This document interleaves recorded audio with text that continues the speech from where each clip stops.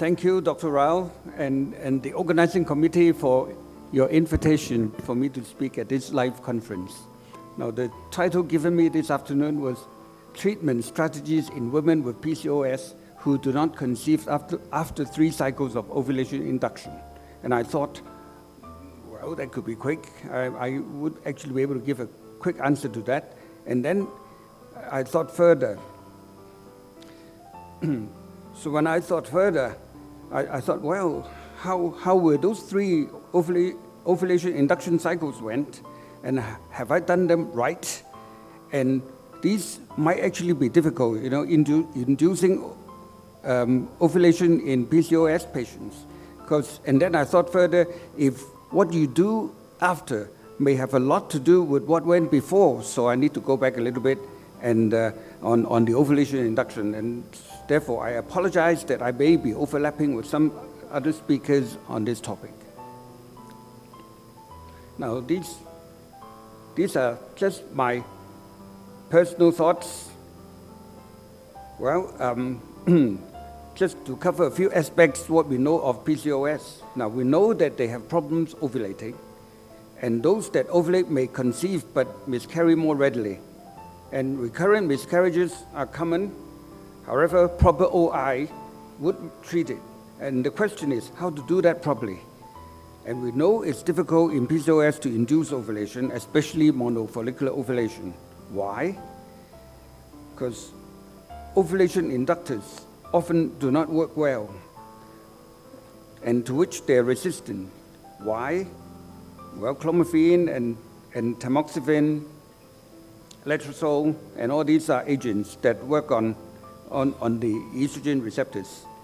Now, clomiphene and tamoxifen are competitive inhibitors at the estrogen receptors, and in a hyperestrogenic situation with increased AMH, they're not really effective. And whatever small changes they make to the FSH level, the multiple small follicles without selection will not be developed. Now, letrozole may work slightly better here as aromatase inhibitor by mechanism, but the effect is still not desirable due to the poor selection process. So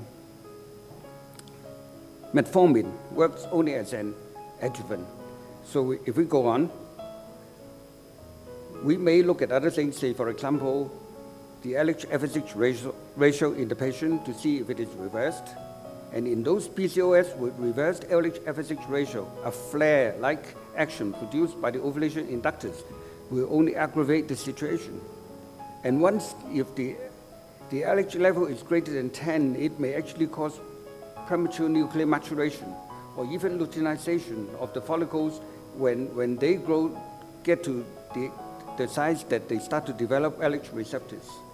And then the abnormal, I reckon, the abnormal nuclear maturation would then give rise to the aneuploidies that would lead to the miscarriages. So in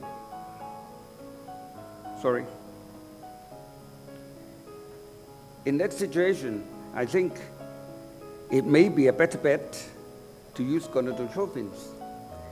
So since now in most of the patients, the basal FSH level is low, and so to use gonadotropins, you have the chance of fine-tuning, and it gives one better control.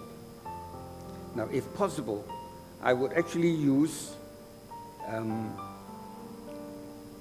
FSH alone first in order to restore the usual balance about LH to FSH 1 to 2 or 3. Now, this may actually be more important when one does stimulation for IVF, because then more eggs will actually be affected. Now, if the LH level is greater than 10, we may add some antagonists. If the cycle starts off with LH over the 10, then I actually may add a little bit of antagonist, maybe a third of a vial, together with the FSH to manipulate the level. And downregulation here seems too much of an undertaking for ovulation induction these days due to the availability of the antagonists. Because sometimes it may take up to 3 weeks to effect downregulation to an LH level of 5. Then one may face the problem of perhaps there may be too many follicles developing due to the flare. And then the outcome may be multifollicular maturation or ovulation that we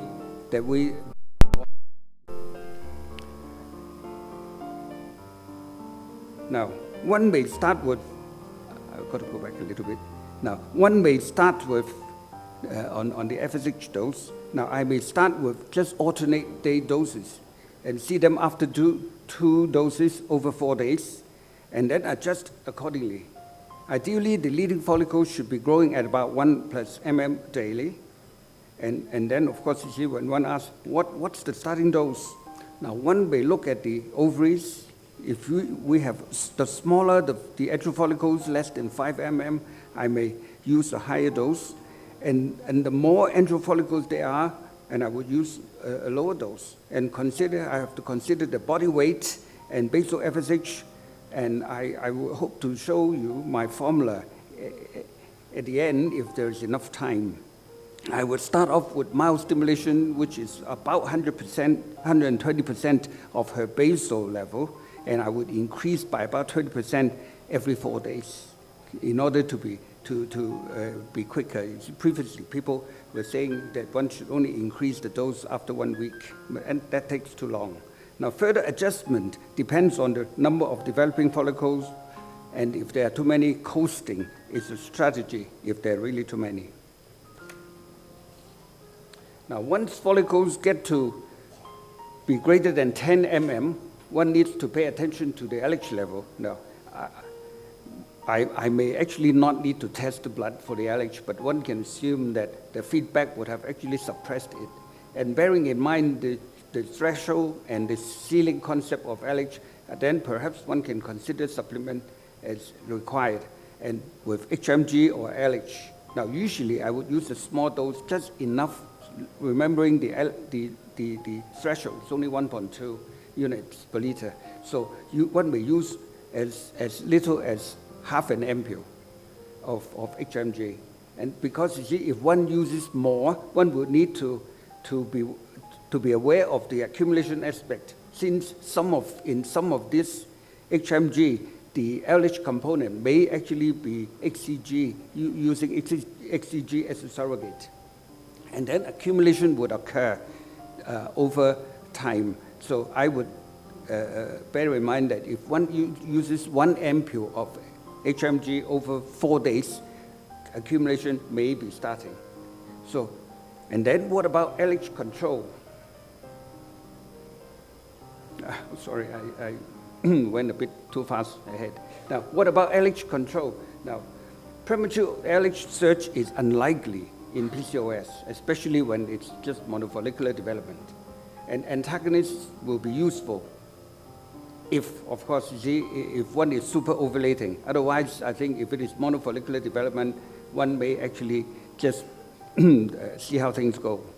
One may perhaps use LH, urinary LH tests just to check to see whether there is an LH surge. So after, finally, we get the follicles to reach maturation about 17, 18, and then if one thinks that, oh, that's the right number, and then we trigger with XCG. Now, XCG, I think one may use up to about 5,000 units. Rarely one would need to use more, regardless of the size. And imagine, you see, XCG, one uses in terms of thousands of units, and then FSH and LH only tens of units. So XCG, one is already giving a lot. So, but if it's only unifollicular, I think there is very little risk with OHHS, so we go ahead using just the usual amount. And then perhaps one may consider triggering with agonist, what we normally use, perhaps like triptorelin plus some XCG. One may, if one hopes to develop the smaller follicles a bit more, especially when one is super ovulating or when one is doing IVF. So one triggers with antagonists, maybe a touch of XCG. Look, so there's a fine point here, and one realizes not enough LH may lead to P4 rise, progesterone rise. And if that's the case, one actually gets a clue from the endometrium. One sometimes may see the endometrium and luteinizing. Now that affects endometrial maturation and implantation. And if one monitors Progesterone, now that's what I would do it on the day of HCG. That's day -2. I hope by now one should have some idea of her tubal status, the semen parameters, and then the sperm cervical mucus interaction, and decide whether she needs IUI or she may just have intercourse by themselves. And I would, as follow-up, document follicular rupture and provide luteal support. And if there's, of course, you see, if there has been successful ovulation and with a low dose progesterone and maybe 1 or 2 doses of HCG, and in terms of 15 to 2,000 IU according to body weight. And perhaps do a pregnancy test about 16 days after ovulation. Now, and that was 1 cycle of ovulation induction. Let's see how much time I have. Oh. Okay. Now, there was 1 cycle of ovulation induction, and one can see that it's not easy to get to 3 cycles of proper ovulation induction if you are reasonably close to what you think a satisfactory ovulation induction. It's probably worth continuing. Maybe you can add IUI. Or more, you may actually go on to, after 3 cycles of monofollicular ovulation, or maybe 2 cycles of monofollicular ovulation, and the 3rd cycle attempt to superovulate. Anyway, I think if she hasn't fallen pregnant, I would probably go on with trying to superovulate, plus or minus IUI, and that depends on semen parameters and discussion with the patient. If the patient's young, I would believe she deserves at least 4 to 6 cycles of ovulation induction. Now, if there's no success, now I would consider IVF. And having performed several cycles of IUI, I think that would actually put me in pretty good stead, because I would have gotten rid of some of the old follicles in the ovaries that might have been hanging around for months. And then that should actually improve my IVF results. And life is actually easier if one does IVF, because if you give enough FSH, the follicles will grow. And then you may just do really what we have been doing, except on just a larger scale. Same thing, antagonist control, and then increase the dose as you go, watch the growth rate, and monitor the LH, and then consider LH supplementation. And then when you get the trigger, I would use 2 doses of antagonist, maybe 12 hours apart. You may use a little bit of HCG, 2,000, 3,000 IU. That should not give you OHHS. And then when you get to retrieval, just be careful with OHHS. However, have no fear. I think the modern day antagonists are so good that I've seen retrieval of 60, 80, 100 eggs without OHHS. So, and then we get to embryo culture. Now, I would probably grow all the eggs, fertilize them, depending your decision on whether it's IVF or ICSI, then grow them all the cleaving embryos to blastocysts, freeze them all, and then transfer them back in artificial cycles. I think that would get most of your patients pregnant. Now, if you give me 1 extra minute, I will just take you through how I calculate my FSH dose. Then the formula is 0.6 times day 2 FSH times body weight. And the reasoning behind is you see the extracellular water, we take it roughly to be about 22% of your body weight. And then your serum FSH, you get, when you give the patient 175 IU ampule, will be equal that divided by into your body water times 0.7, which is the bioavailability of FSH. And therefore, and the maximum stimulation, I worked this formula out in the older days when patients were thought to be antagonized, and therefore one start from almost with very low FSH. So one would need, I thought, 200%, so twice your FSH. You achieve that and you get your maximum stimulation. So you put that into the formula, and then you just adjust the figures, and the dose in IU in terms of rather than ampules would be what you get. as the last column, that will be the number of IU you will be getting. And then if you think the extracellular water being 22%, you will still get 0.6 something. So I would just take 0.6 as my formula. And that was, and that was, my formula that I used to calculate my FSH dose. So thank you for your patience.